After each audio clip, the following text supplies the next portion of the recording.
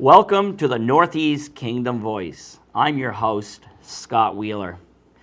John Parker Lindsay was born in Derby, Vermont in 1829. He went on to be a great industrialist. We know a lot about Mr. Lindsay, but there is a lot we don't know. We know that he was involved with the Lincoln administration, but what was he doing?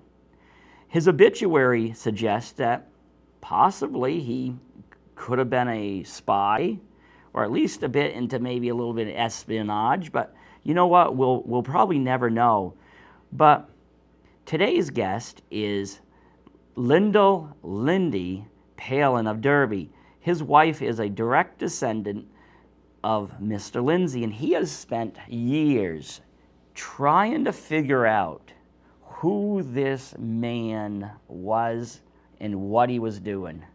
Welcome to the show, Lindy. Thank you. Well, this isn't your first time on here. The last time you were on, you were talking about bombing Germany as a B-17 pilot. Right. Right. Well, today here we're talking about your wife's family and just who was this John Lindsay? Who was he? What have you found out about him? Well, we've determined that he left Derby and went to Boston as a very young man.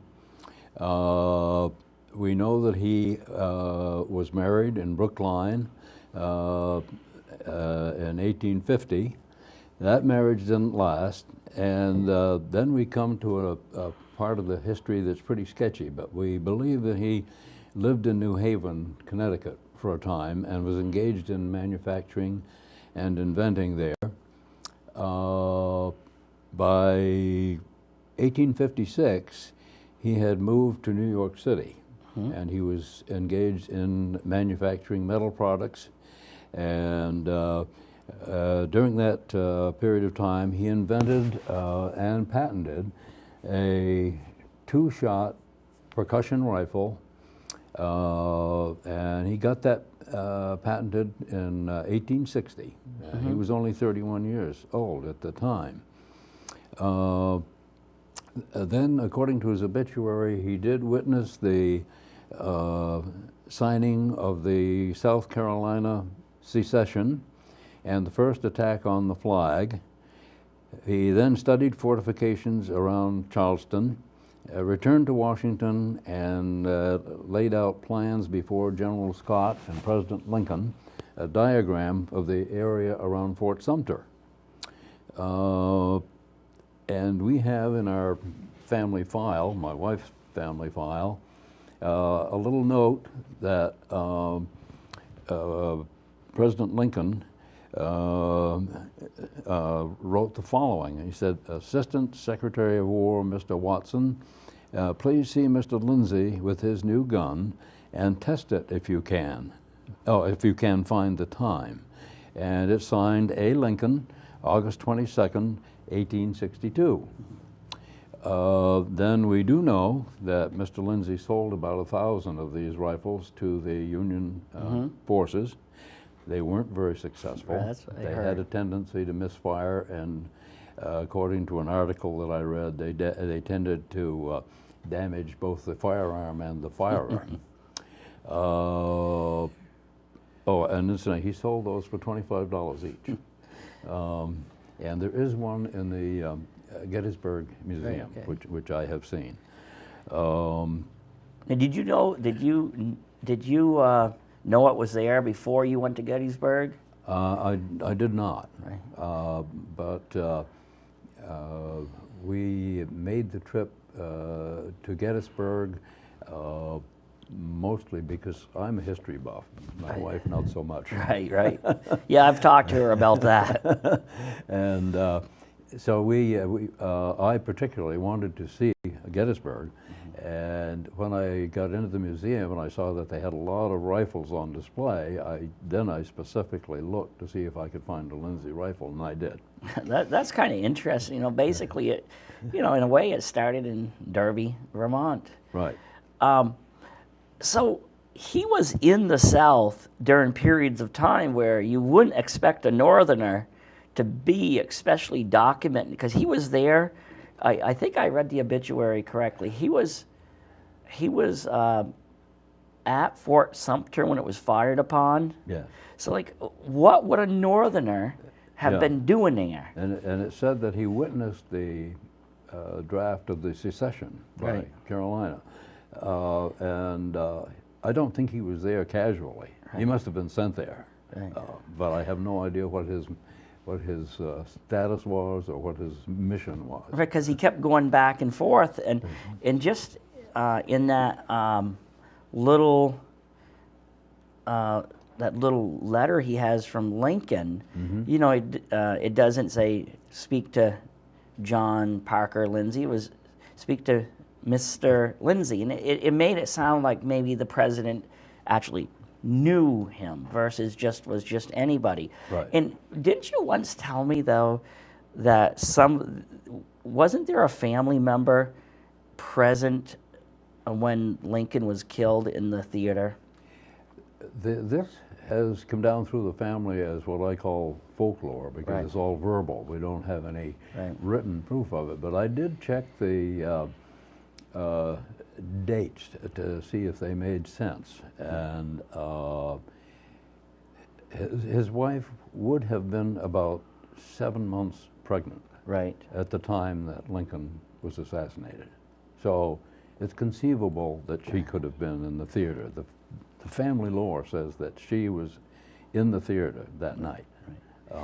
But we have no written record of it. Yeah, it's unlike, whereas that's lore, you actually have written documentation with this John Parker Lindsay, because, you know, I've seen the obituary, I've seen a copy of the letter, but I have personally sent some of that material to a friend of mine who I consider a very astute historian when it comes to the Civil War.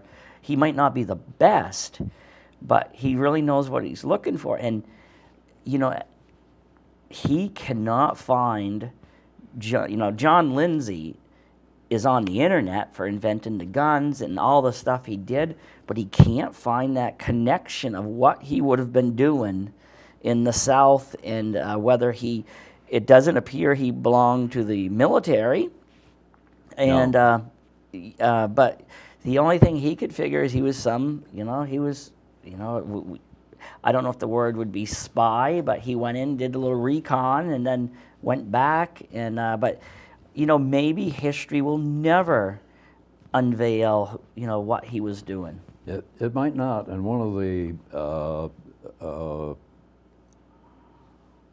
statements in the obituary said that he was a species of ignis fatuus, Right. which is a Latin term, and I spoke to a Latin teacher to see what the English equivalent would be, and she said the nearest you can come to it is will-o'-the-wisp, which means somebody that's sort of in the shadows and nobody knows where he is or what he's doing. Right. Well, but see, then that would kind of lead you to believe, very possibly he was a spy, and maybe maybe they knew exactly what he was, but they didn't want to put it in as such. But it really is a fascinating obituary, and it's a fascinating story, and it would be really great to be able to figure out.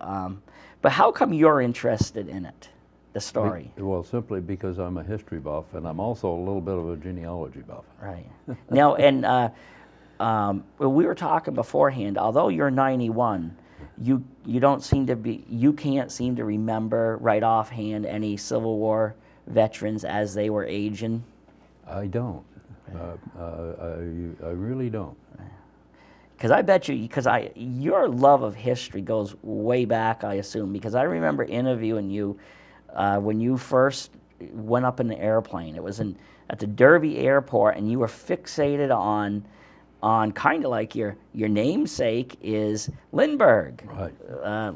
Lucky Lindy, and so you've always been interested in history, haven't you? Yes, I majored in it in college. Right. Oh, did you?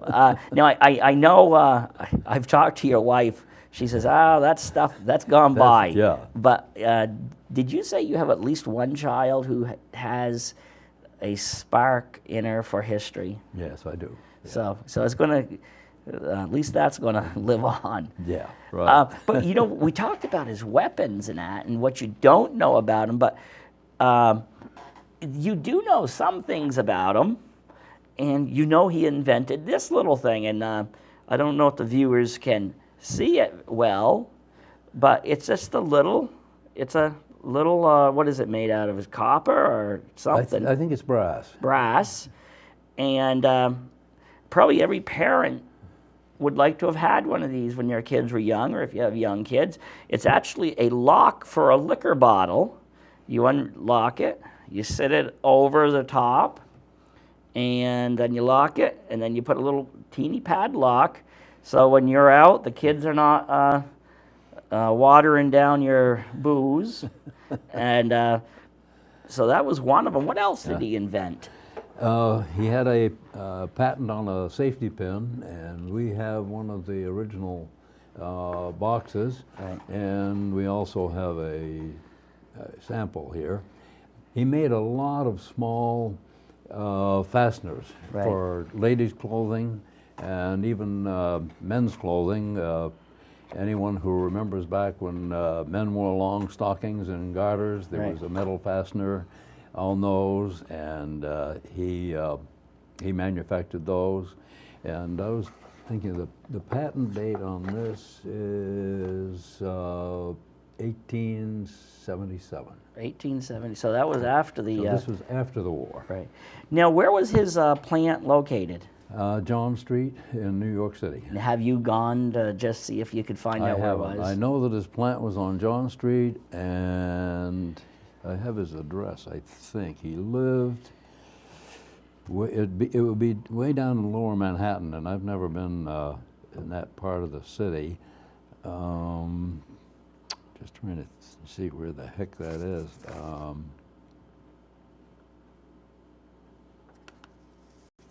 Oh, I remember, Maiden Lane. Right.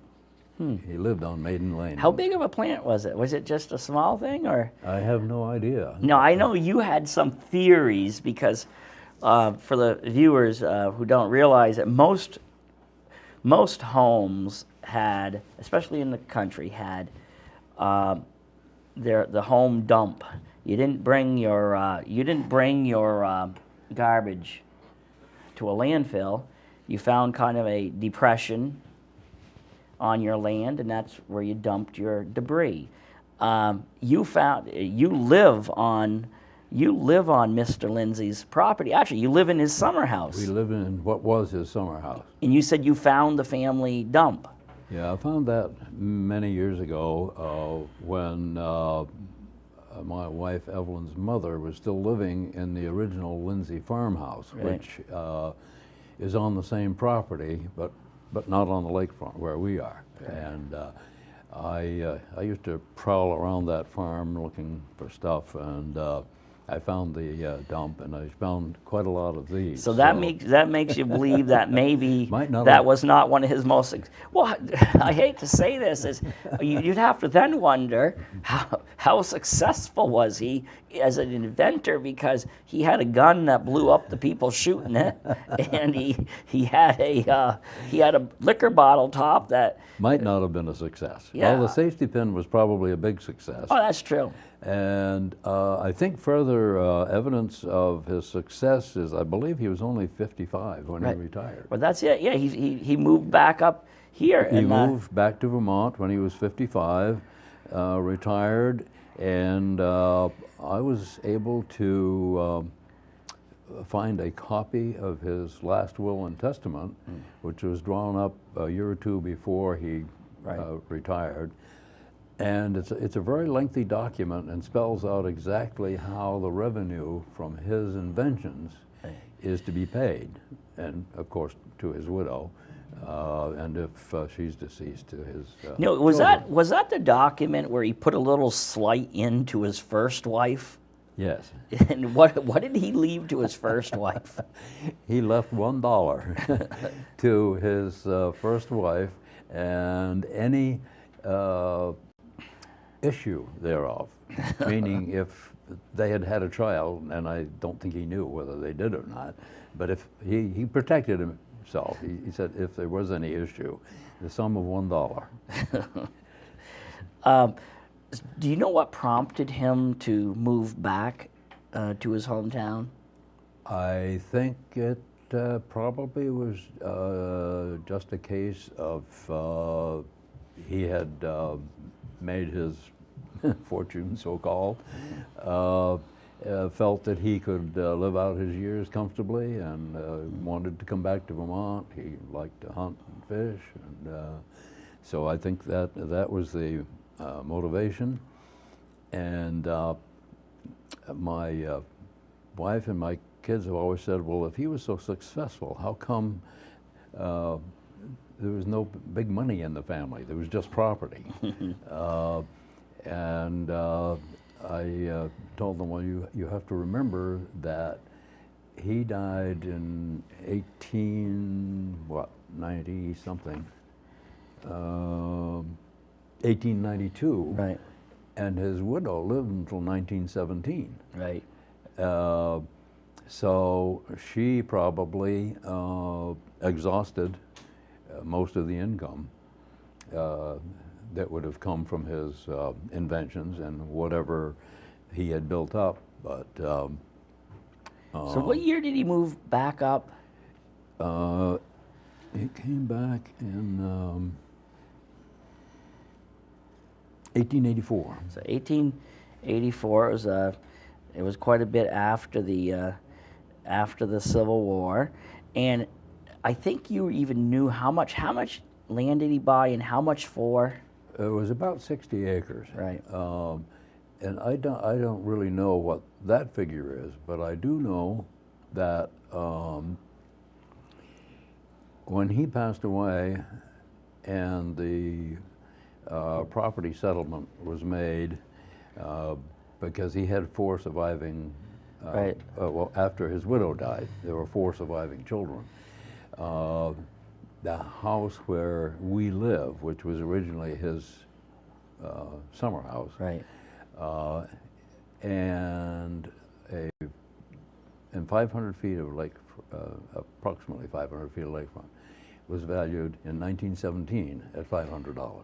And is your taxes based on that $500 today? Hardly. Like $500. So that was how much it cost, $500. I would imagine that probably wouldn't even come close to paying your taxes today. Not.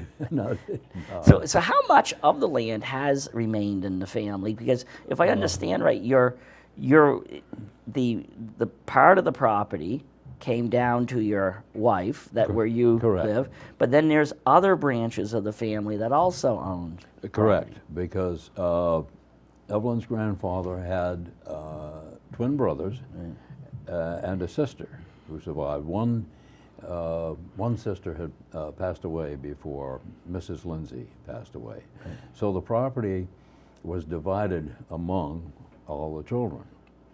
And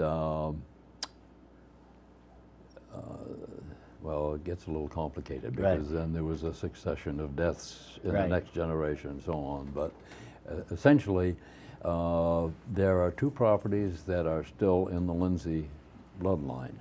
Mrs. Orr, Janet Orr, still has property on the lakefront, which was part of Lindsay Beach. I'm trying to think of the first name, but there's a couple named Brown, and he is Janet Orr's nephew, Right. who has property. So he's a descendant of the Lindsays. And my wife. Those 3 are the remaining owners of property.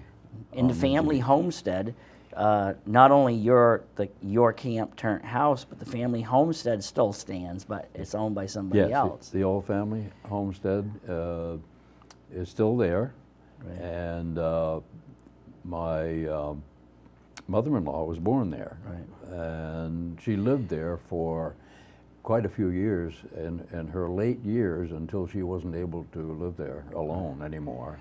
And I purchased that property when she was well up in years, so that she could continue to be there. And we kept it as long as she was able to stay there. Eventually, she had to move into an apartment in town. Right. But, so we have probably roughly 500 feet of frontage, and the biggest chunk of it goes with the summer house, and then there's a 100-foot lot and cottage.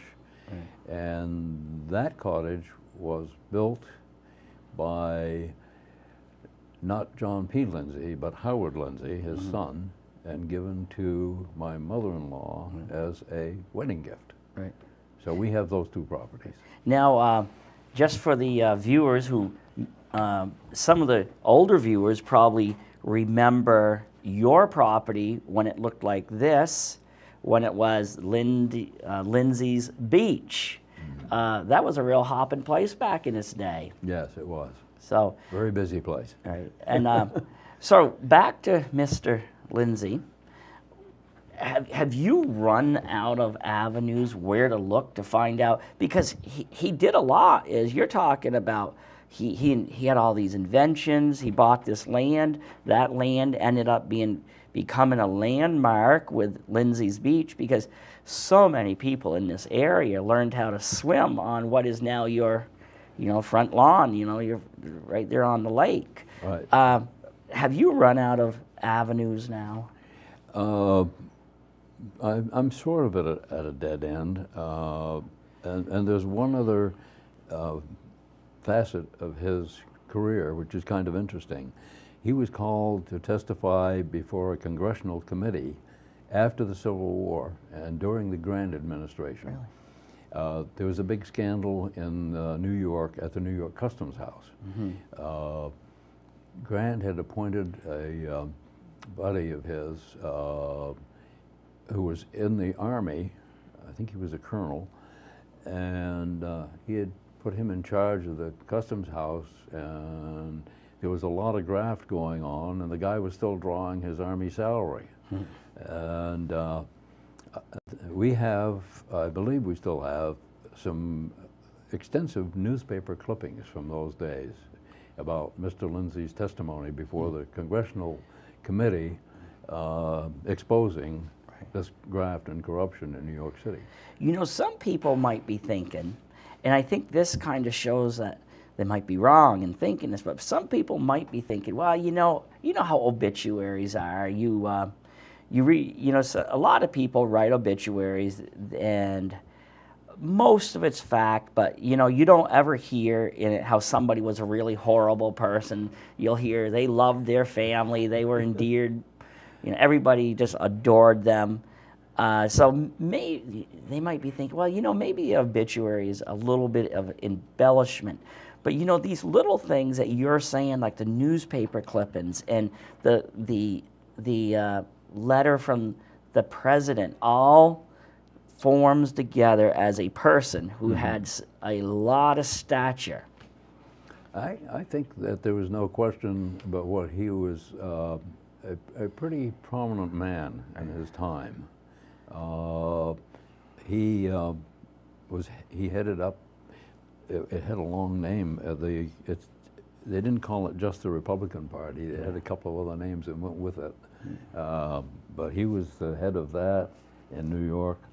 So I think it's pretty clear that he had a leadership position in society in those days. Right. And I've done a lot of Google searches myself, and I found a lot about his inventions, especially the guns and that.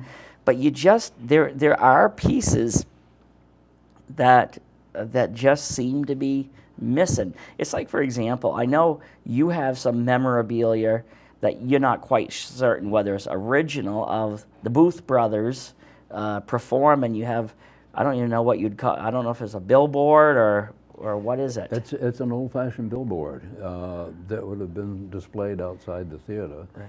And my hunch is that it's not an original. No. I think it was a copy, but it looks almost like chalk, but it's actually sort of white paint on a gray background. Right.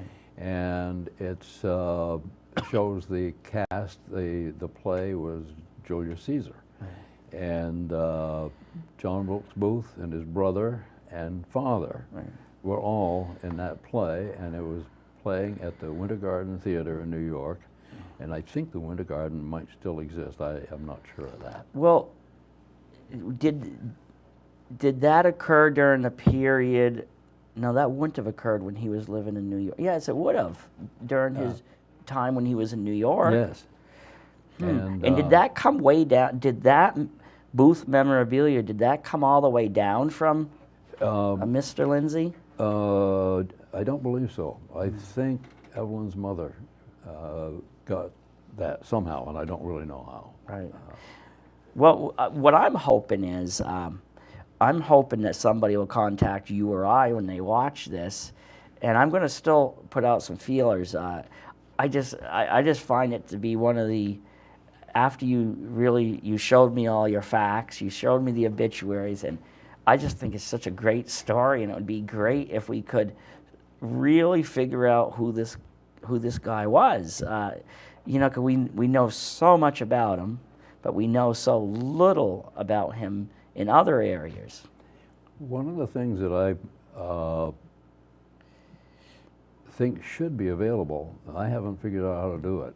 It seems as though you would be able to get the patent information off the internet, because that information must all be of record somewhere. Yeah, I would imagine it's in record somewhere. But I've tried to search it with his name, I've tried to search it with the patent number, and either I don't have enough computer skills to do it, or it isn't there. I don't know. And you know, the fact is although my friend Dan is a very astute historian, he would agree there's people out there who specialize in Civil War. You know, he's a global historian, but there's people who might know exactly. You know, you and I, we could probably search for years, and if we can only find the right person, it might just be a few keystrokes, and